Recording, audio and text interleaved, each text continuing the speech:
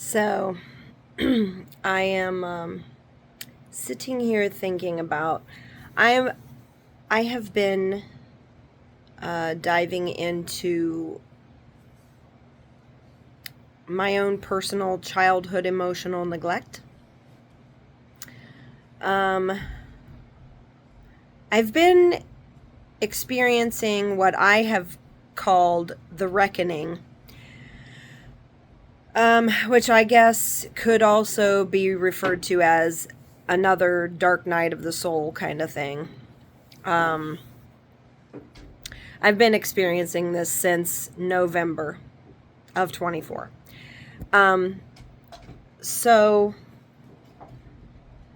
um,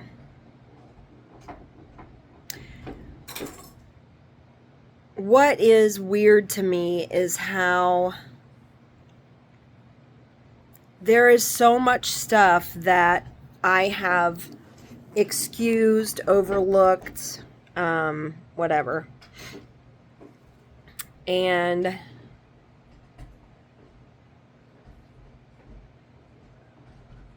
I just feel like my heart and soul are saying no. This is not how we're going to continue to live. Because we do notice these things, and it is not healthy or right or good to overlook it or brush it aside and gaslight ourselves and tell it, or lie to ourselves, whatever, and just say, oh, it's not a big deal or whatever. So one of the things I've realized is that from the time I was very little,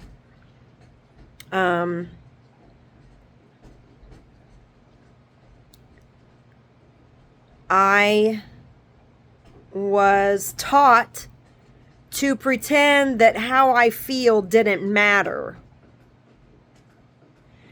and to play along with the older people around me, whether it was older kids or teenagers or my grandfather,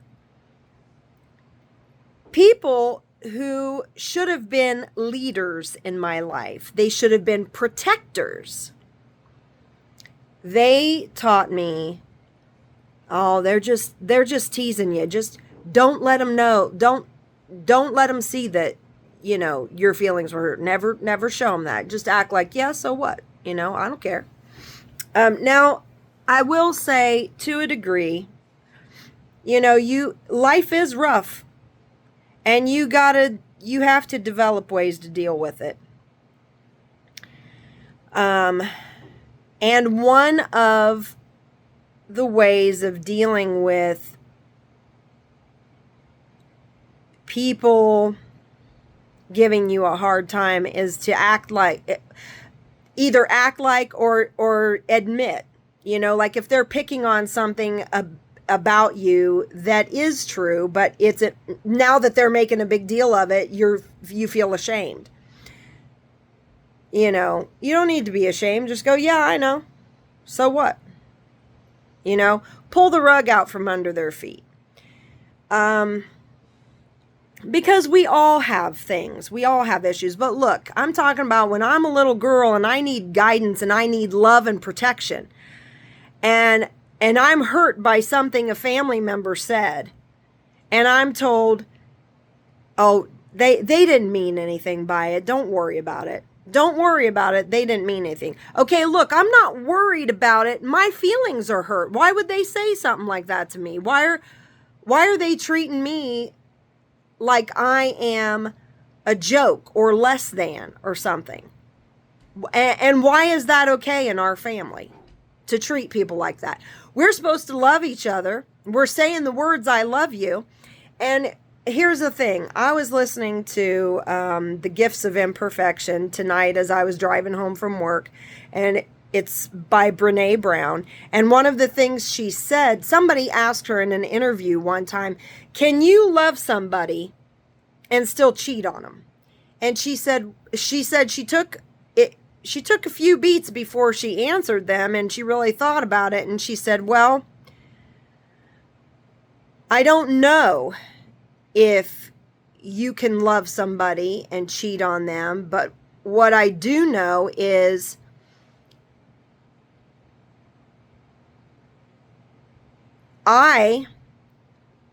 when somebody says they love me, I would like to see that love being practiced every day. So you cannot cheat on somebody that you say you love. That's not a practice of love. Okay? So it's just a thing, you know? And I think, can you cheat on somebody that you love? You need to ask yourself, why are you even asking this question? What's going on with you that you want to? Why do you want to? Why do you need to? What's going on with you? You know, I think sometimes people are like looking for an excuse. Oh, excuse me, I love you. I just couldn't help myself, or I just could, whatever. Whatever you got to tell yourself, okay? But don't pee down my back and tell me it's raining. No. That was you just peeing down my back, okay? There's a difference. And that, my friends, is not loving or kind. And love is kind. So, love,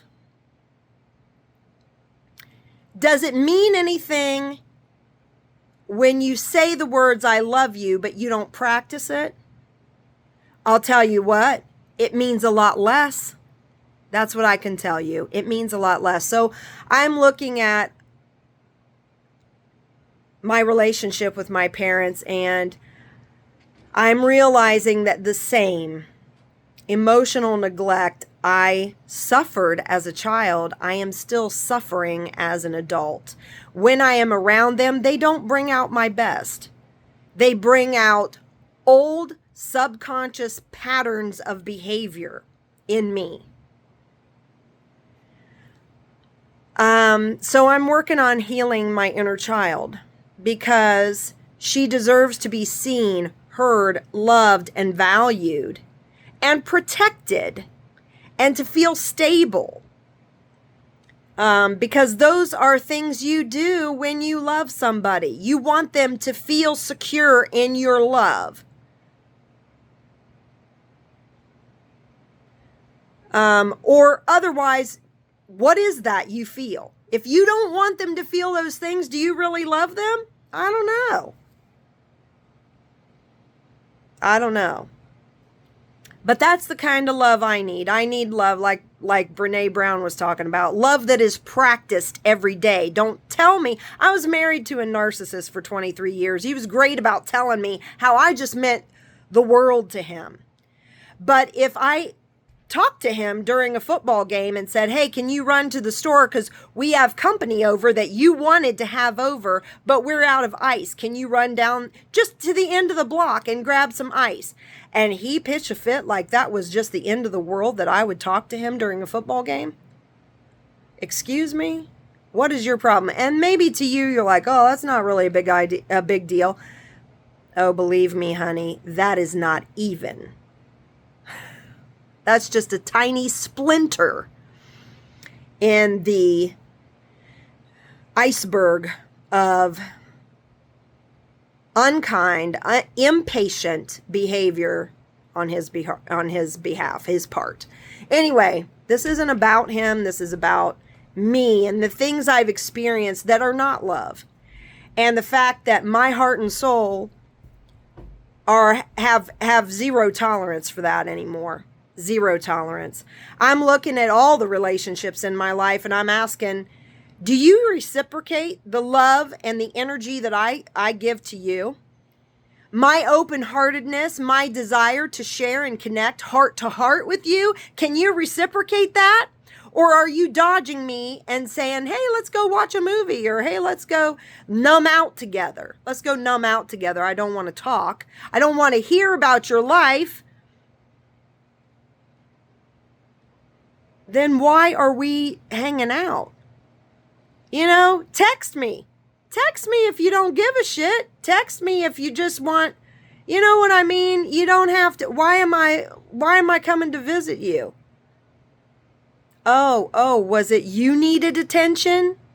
Oh, is that what it is? You needed attention, not that you wanted to give anything or share anything with me. You know, those situations where you go visit people and they talk to you, they'll start talking about the people in their lives like I should know who they are or whatever. But I listen and they tell me, oh, this person, you know, here's the thing. It's one thing to tell an anecdote about, oh, my friend and I, blah, blah, blah. And this happened and it was so funny. And, you know, you're like, oh, that's a good story. But when they tell me, oh, so-and-so, you know, her granddaughter's niece's boyfriend is just so terrible and causing so much trouble. Why are you telling me that? I don't know these people. What? Why are we talking about this? You know, I'm not part of your prayer chain. I don't know why we're talking about this. The thing is that there's a lot of really subtle, crappy stuff that has happened. It continues to happen. It always happens every time. One time in the last, I think it was the last 2 years, one time I went over to my parents' house for dinner. It was just me and them. I can't even remember if I took my dog with me. I used to take my dog over because, yeah, they like to see him and stuff. So anyway, the point is I drove away. I don't think I did, because I remember driving home alone and I was crying because, excuse me, I've been drinking sparkling water. I was like, is it sparkling water? Yeah, it is. Because we planned to have dinner together. I wasn't going to hang out all night, but they had the TV on when I got there. They left the TV on the whole time I was there and watched the TV. Like, we watched TV from their dining room table together instead of, so how are you? What's going on with you? Catching up, you know. It was really bizarre. Really bizarre. And, you know, I know that I'm not the favorite child. And it's just the way it is. It's, I mean, you know, it's not okay.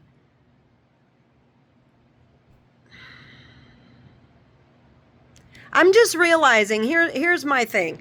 I'm just realizing how much my relationship with them has been this constant performance, this continuous, every time I'm around them, I'm supposed to show up a certain way. Because they've got me classified as this is a Marcy, and Marcy's do this. Marcy's act like that. This is how I feel about Marcy. So when she starts talking about this, I zone out. I don't know. I don't really understand. But here's the thing that happened Easter Sunday. I took pasta salad, and I was trying to tell a little anecdote about how, like, my dad gushed about how good this pasta salad was. And I was like, well, thank you. And I said, it's thanks to my coworkers, because I was kind of having a brain fart and I couldn't think of what I needed to buy to put in the pasta salad. And I was like, okay, you guys, I need help. What do I need for a pasta salad? And there was just this, like I was being ignored. Didn't make eye contact with me. I'm looking at them. They're just eating and acting like we don't want to talk about it. We don't want to talk about work stuff. So here's the thing. I've griped a lot about my job because of there's just a lot of stuff. It's been an interesting ride with this company because there have been so many changes, and it's been it's just been a lot. And I have, when they've asked me, hey, how do you like your job? I'm like, I like it, but, it's been kind of crazy. And so, and that's another thing. Every time I've talked to my parents and told them the truth about how I feel, I end up feeling like I should never have told them the truth because how they act. That I come away with a feeling like, oh, you complain too much. Okay, so, and this is what it is. I'm not a miserable curmudgeon of a woman, of a person. These people don't want to hear what's going on in my life. They want to hear that everything's okay. They don't want to be bothered or troubled with the truth. And that is a fact, Jack. And it's been that way pretty much all my life. It's different if my brother is talking to them. It's different if my sister is talking to them. It's different. And at this point, I'm like, you know what? My brother and sister can take the lead. They can take over. As the oldest, well, that was special. Sorry, I'm holding this in my hand. I didn't even know how long I was going to talk, but I need to talk about it because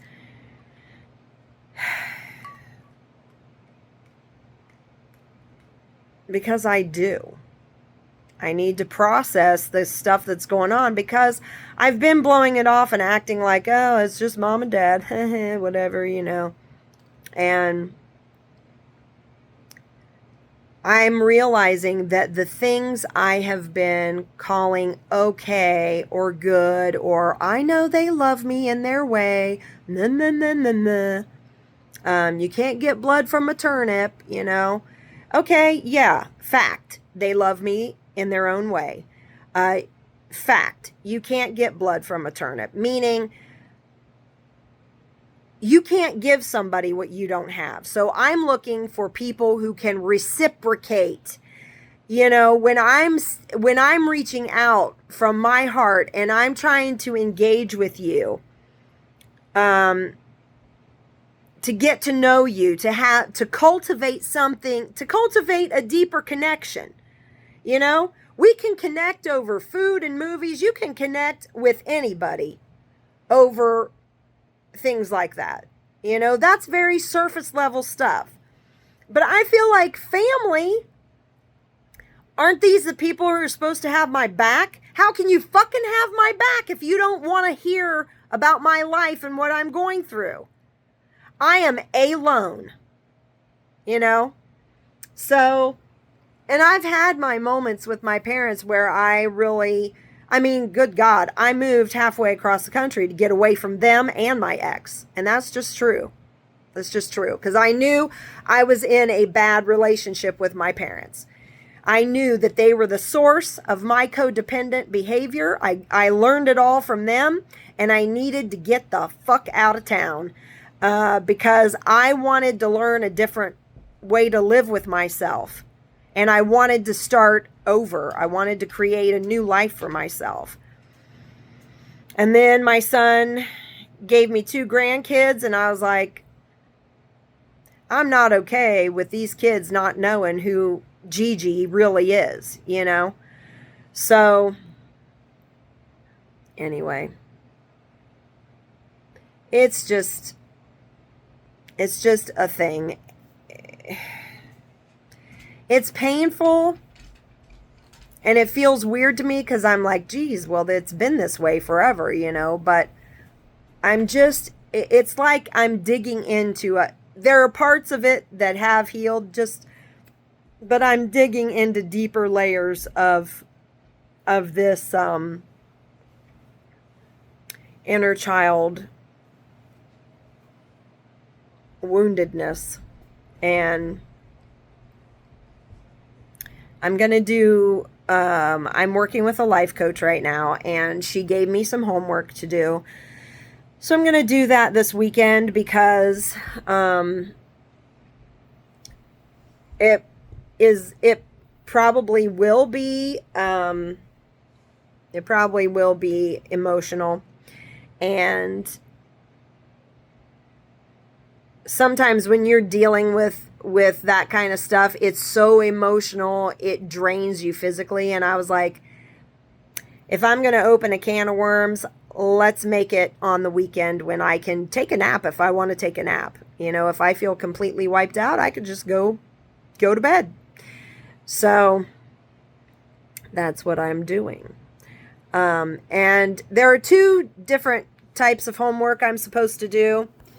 And I don't know if I'll get both of them done this weekend, but I'm aiming for that.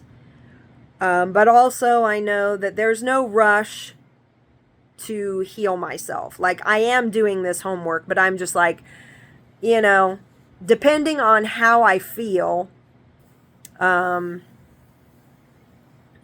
it'll just depend on how I feel. So, anyway, it's a strange thing. Like, just realizing how,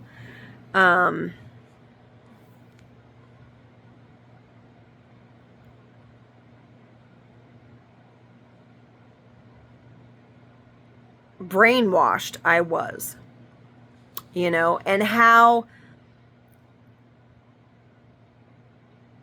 from the time I was little, there was so much emphasis on controlling me as if I was some wild feral cat or something. I was the typical firstborn, people-pleasing perfectionist.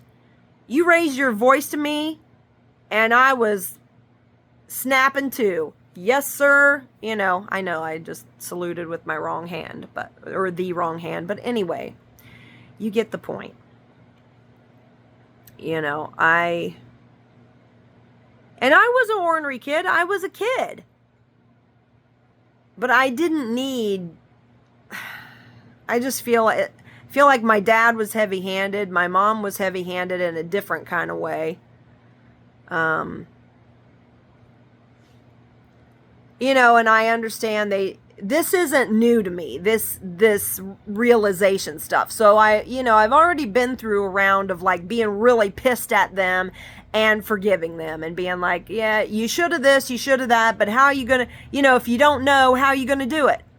How are you going to do something you don't know how to do?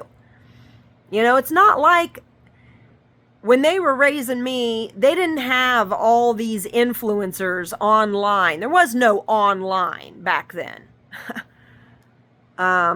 Phones were something that were tied to a cord in the wall, plugged into the wall. So, the TV was something that actually went off air at a certain time. Like, I remember on the weekends, they would do like Friday night, late night movies, night owl theater or whatever. But I feel like the TV actually went off air, like the TV stations had no programming between like 2 a.m. and 6 a.m. in the morning. Something like that. I don't know. So, can you imagine that? TV that's not available 24/7, 365. Oh my God. So anyway, there was a lot of stuff they didn't know. And unfortunately, they're not interested in learning and growing. They're not. And I am. Which means one thing. I'm leaving them behind. I'm not cutting them out of my life, but I'm going on. I'm doing what I want to do, and I'm prioritizing myself. What do I need? Do I need to hang out with people who cannot reciprocate the love that I feel? My desire for connection, real honest connection. I'm not going to prioritize those relationships. I'm not. You know, I do love you, but, you know, I can see how they interact with other people. I see how they don't prioritize me in their lives. And I've seen it for years. This is not a new thing. This is me going, oh, I'm taking stock and I'm saying, well, shit. I was hoping that maybe they would see if I was around and, you know, and they, nope. You know, it's a no. So I don't know. I don't really know what that looks for. I don't know what this relationship is going to look like moving forward. My relationship with my parents. Other than, I'm just not going to I'm not going to be around them very much anymore. You know, their lives are filled with their church family and other people who believe the way they do. And that's what they have room for. That's what is real to them. And so I don't fit. I don't fit. And there's nothing I can do about that. But there are, you know, what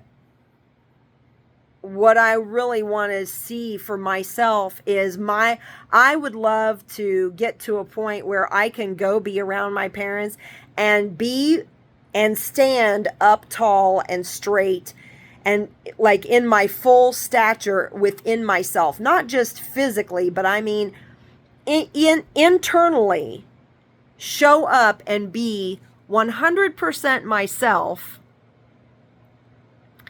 the way I do at work. When I go to work, I am myself. And of course I'm work Marcy, you know, because that's what I'm there to do. When I'm with my grandkids, I'm Gigi. You know, we all wear different hats, but I'm still the same person. There's still a plumb line of Marcy is this kind of person. But when I get around my parents, I feel like there have been discrepancies in my character. More like, okay, like this. I have, on many different occasions, caught myself sharing something that happened to me that was really special to me and touched my heart, only to have them act like it was no big deal and totally blow it off. And this has happened to me my whole life. They are the givers of those kind of shitty deals. So, and they give good things too, you know, but sometimes they do the good things to cover for the shitty stuff they do. And they probably don't even know it. They probably don't even, they're not that self-aware. And that's the other thing. I don't want to be around people who are not self-aware. Like, I mean, I'm not saying ever. I'm just saying, as far as spending time with people, my time is valuable. My time is valuable. It's my most precious commodity. That's how I feel about it. And yeah, so I don't want to, I just don't. But I feel kind of, you know, like, damn, I am 55 years old and I still go chasing after my parents at times, like like I want their approval. I want them to validate, yeah, you're good. Look you're doing so good. I'm so proud of you. Like they put in my birthday card, we're so proud of you, blah, blah, blah. But then they do all these little things that undermine that. They don't practice love with intention, with thoughtful awareness, because they're not self-aware. They can't fucking give that to me. They can't give me thoughtful awareness when they are not aware of their own selves. You know, when they're so bought into all the lies and all the BS, hook, line, and sinker. And I'm talking about just the ways of the world, you know. And their own, I guess more to the point in regard to our relationship, the stories they tell themselves. They're totally rooted into that and invested. And it's sad that they're so fucking invested that I am pushed aside and expected to be a kind of wallflower, or an entertainer. When, you know, a lot of times I show up and people are like, Marcy! And I think, oh, they're so happy I'm here. They want me to entertain them. I'm a good storyteller. I joke around. But if I try to reach out heart to heart, I get ignored and shut down. What is that about? You know? So no, you're not my family. You're my relatives. We are related by blood. But we're not family. We're not tight. Family to me means we're tight. I trust you with my heart. You can trust me with your heart. I'm not going to ignore it, act like it's no big deal. Your heart? No. I'm going to treat you with respect and kindness, you know? I'm going to walk honestly with you.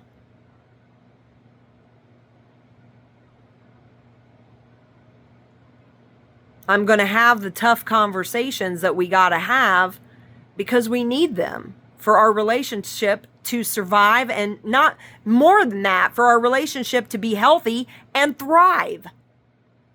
So we can walk together and grow together. Now, I don't need that with every person on the planet, but by God, that's what I need for a family member to be. But that's not what I got. That is not what I have. None of my family knows what's going on with me in my everyday life. None of them are aware of my circumstances, my situations. They have no idea of how I struggle or how I thrive. Nothing.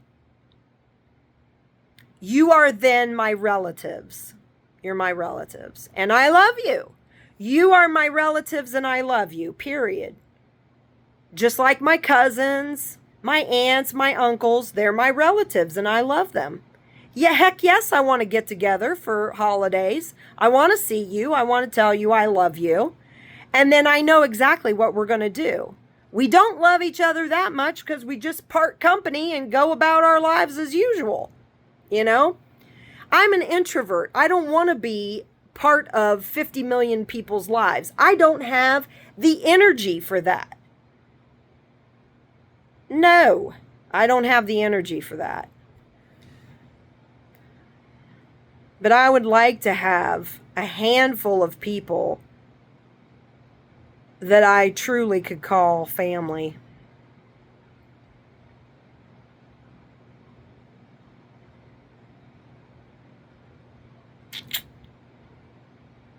Or framly, you know, the friend family mashup. F-R-A-M-L-I-L-Y. Yeah. So anyway, how many minutes? 34 minutes. That's enough talking about this. It's just been an interesting ride, but I am learning and growing, and I am healing little you know, little bit by little bit. And so, yes, that's what's happening. And that's all.